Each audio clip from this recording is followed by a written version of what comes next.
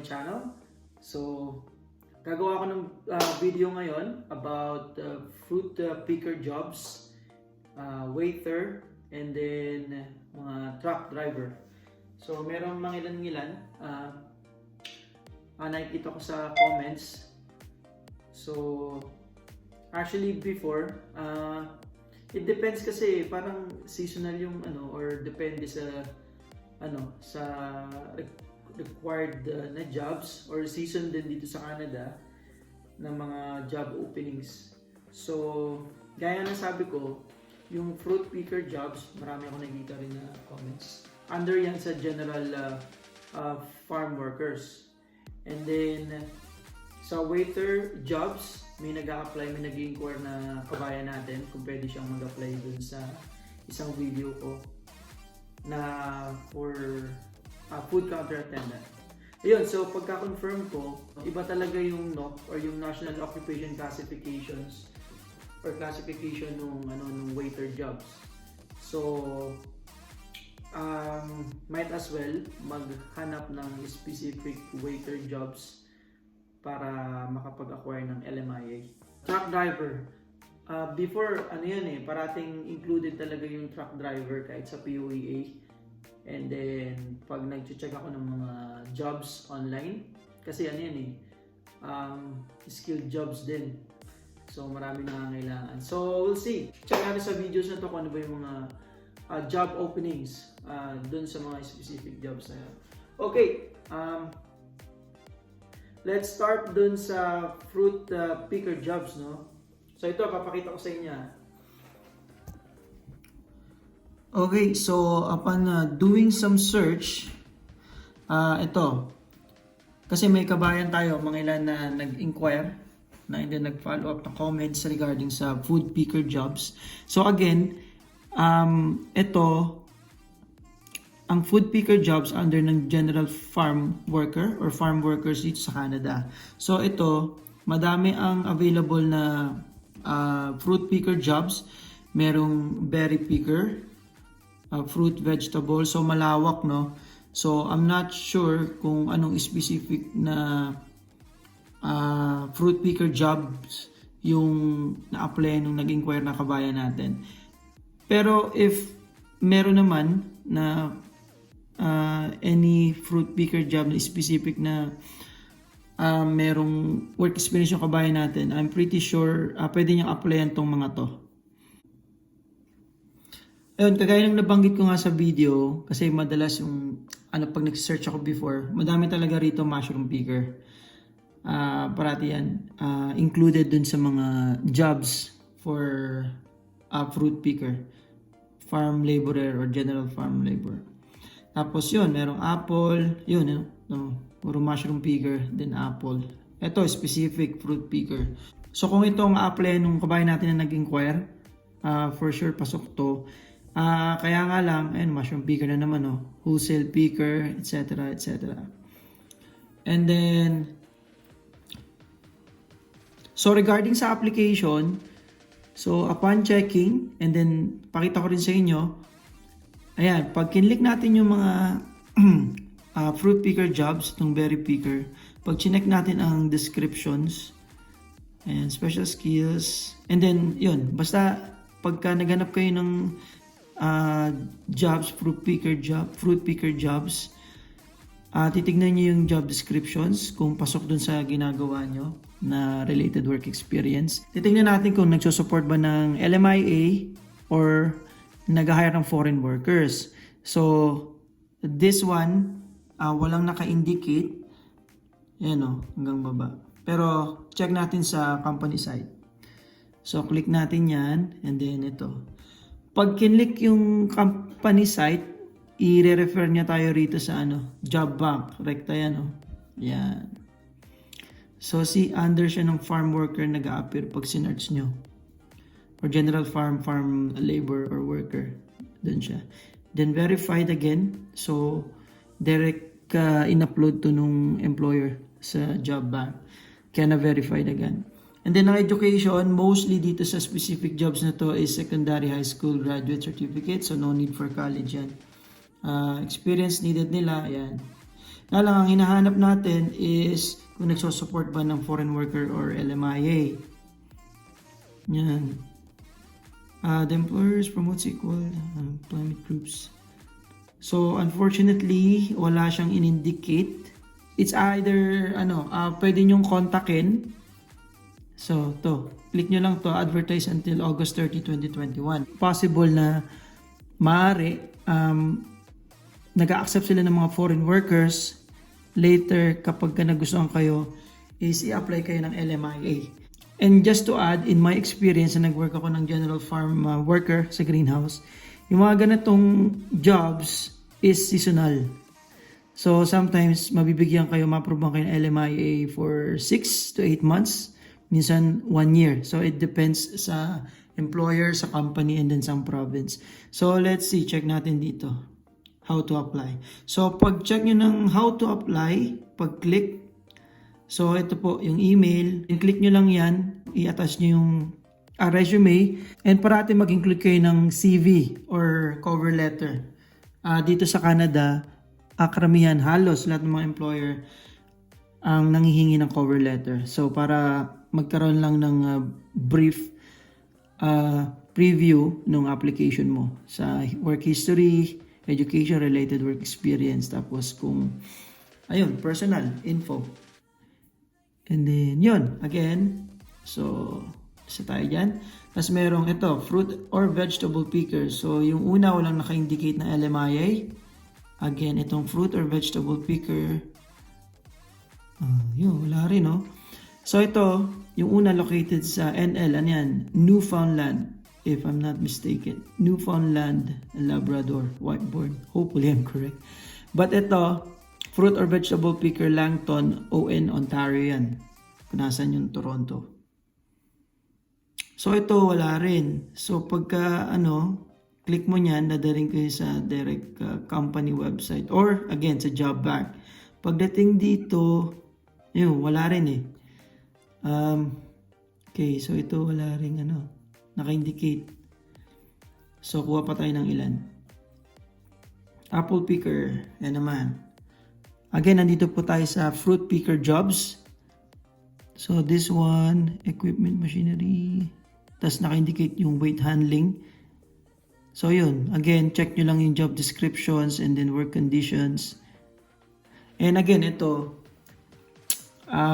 apply on company sites.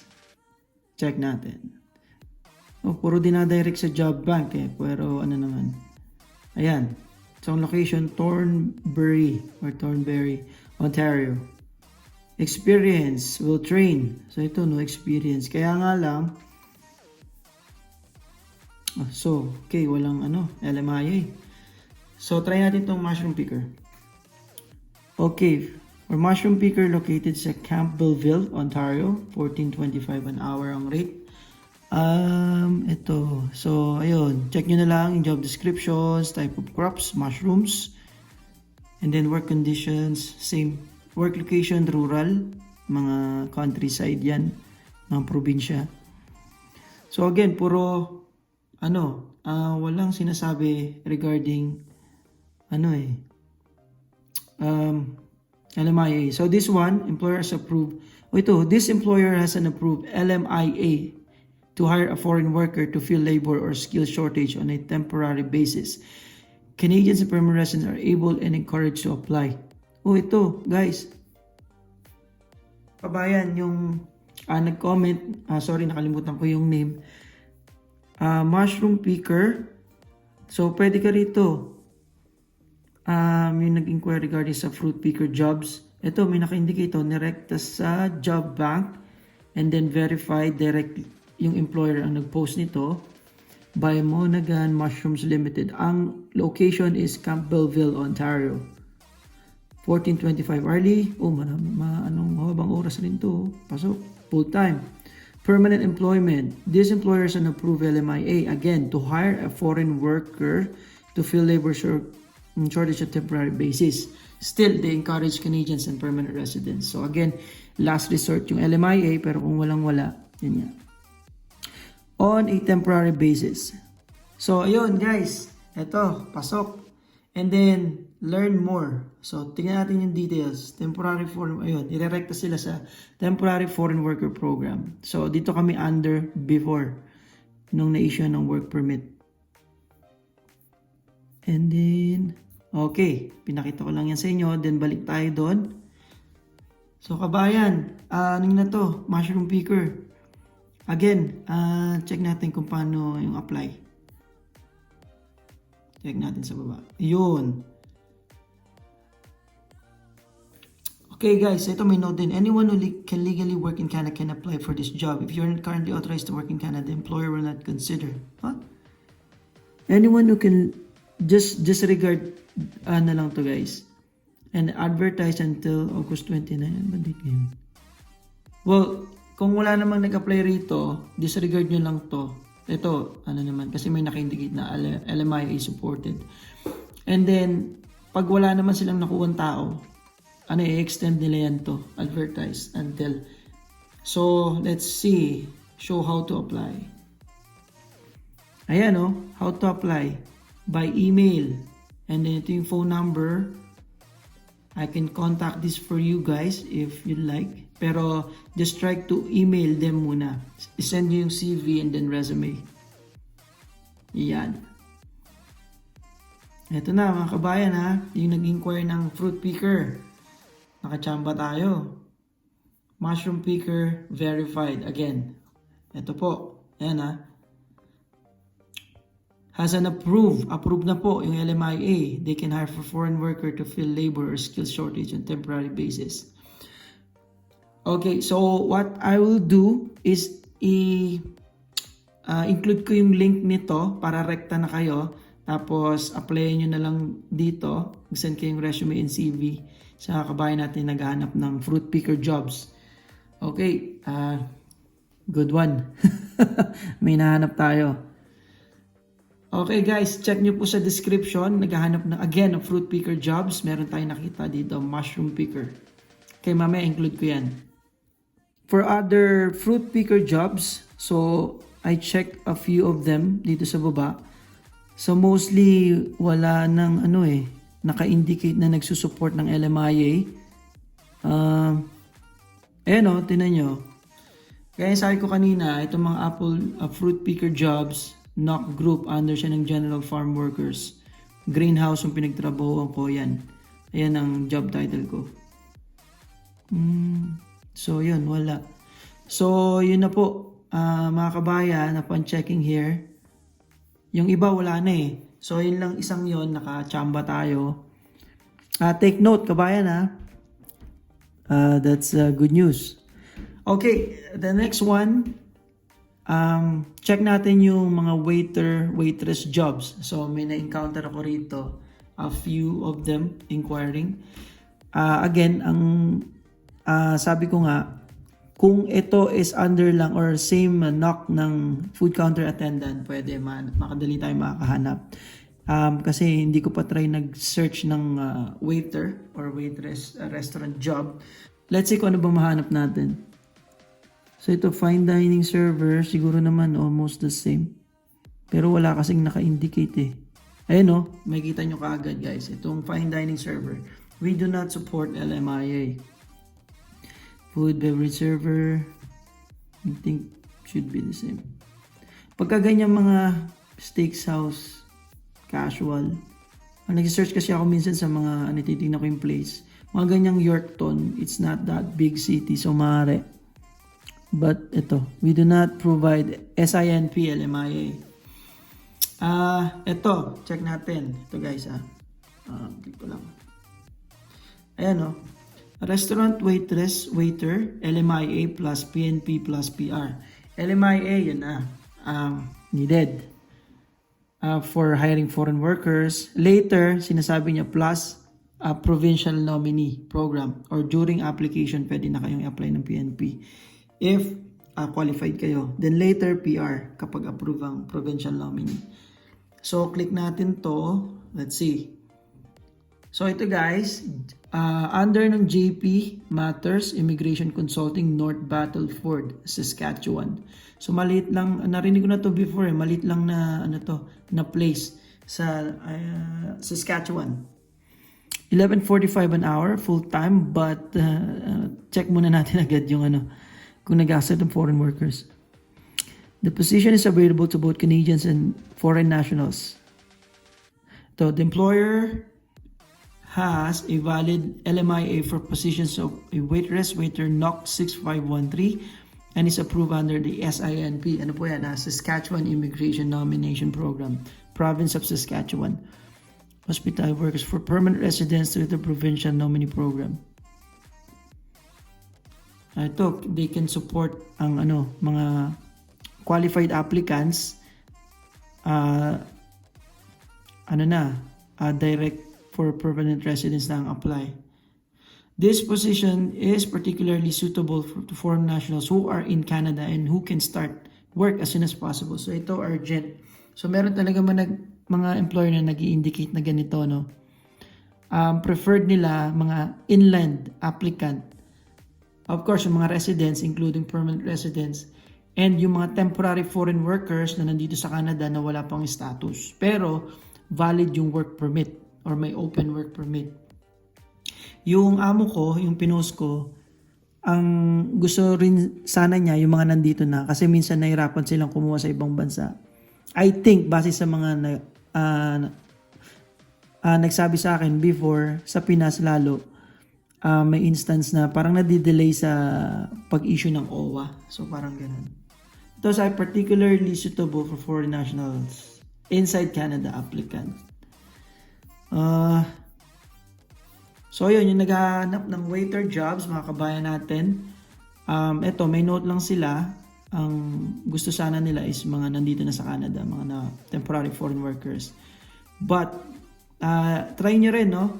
Ito, kung paano mag-apply, try nyo lang yung apply now and then i-direct kayo sa link. And then, dapat gumawa na kayo ng account sa Indeed, and then mag-upload ng resume and then input ng mga info. Tapos continue lang, meron yung 5 steps. More on mag-input lang kayo ng info. Okay, so yun, food and beverage server. Let's see itong huli. So, Sahara Place, Edmonton. Let's see. This one walang naka-indicate, no? Disregard natin to. So itong isa, maybe. So you can try. Again, try to click and then irerekta kayo dun sa sa steps kung paano mag-apply. Okay. Then the third one, try natin yung may nag-inquire na kabayan natin, truck driver. Actually talaga namang maraming opening for truck driver jobs before. And I'll try to search also dito sa POEA, no?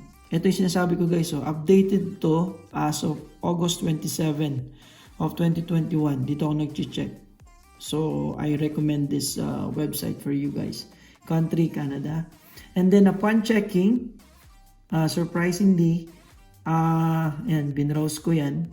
Walang truck driver eh. Ang mostly nakita ko rito is car mechanic and then trailer mechanic, truck trailer mechanic. So, ayun. But, meron akong nakitang isa rito. Ito. Ayan. Truck driver, warehouse laborer. Let's see. Ito sa Calgary. So, this one, wala namang naka-indicate, no? Yeah, walang naka-indicate ito. Kung nag-accept ba ng LMIA. So, i-rerekta na lang sa apply now. Wala. No. So, pagka ganyan, hindi tayo sure. I don't recommend. So, yun. Truck driver. Let's see. Workplace material system. Ito, nagre-require ng WMIS. So, yung ibang jobs dito sa Canada, nagre-require ng WMIS certificate. So, kung makakuha kayo sa Pinas, natingin nyo required ang WMIS certificate. Nakalimutan ko yung yan eh. Nakakuha na ako certificate na to, nakalimutan ko yung meaning. Kuha na rin kayo.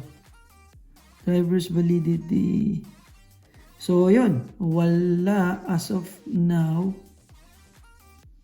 And then ito pala, sa job bank nakita ko ng isa, transport truck drivers, bago lang to, posted August 24. Ayan, so ito, transport truck drivers, title posted at SAS Jobs, LMIA available, class 1A flat deck driver.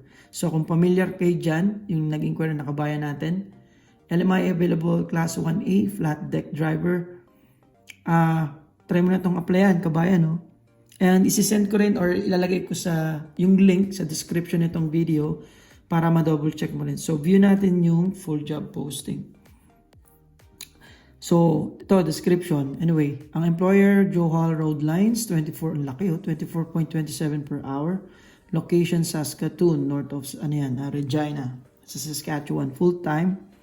Experience, no experience, education at least grade 12. And then, application info, ito rin. So, contact nyo lang to. Siguro mag-send kayo ng cover letter and then resume. And then description, Canada, USA, 1A drivers and owner-operators, LMIA, available. Ito na po, kabayan. We're looking for class 1A, USA flat deck. I'm not sure kung ano yan, requirements sa US siguro. And owners of based out of Saskatoon are out for 5 days a week. Good attitude. Interested candidates shall forward the resume drive abstract to ito. And ito rin yan. Alright, so kabayan, no, yung may isa, dalawang nag-inquire about sa truck driver. So this one po, class 1A flat deck driver. Again, i-include ko yung link sa job description nitong video as well as yung mushroom picker na nakita natin. Yan yun mga kabayan. So just to preview lang, no. So yung job positions na in-include ko dito sa videos is yung fruit picker jobs na under ng general farm workers. Tapos, waiter, waitress jobs, and then yung truck driver job position. And then, sa fruit picker job, so again, yung sa mga kabayan natin na nag-inquire, meron po, nakakita tayo good news as mushroom picker.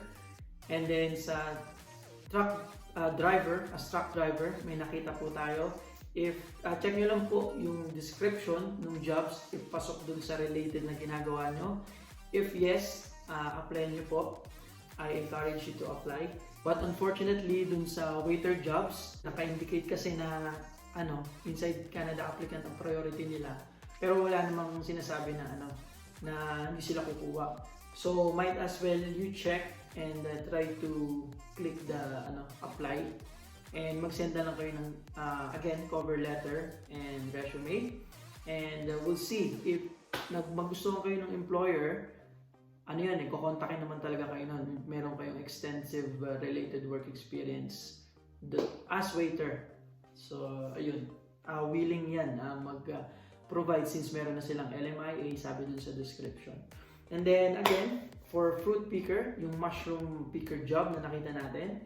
And then, yung truck driver, i-include ko po sa description ng video na to. And then, you can click and then dadirect na po kayo dun sa kung paano ang application or kung paano nyo kukontakin yung email kung saan kayo mag-send ng CV and then na resume.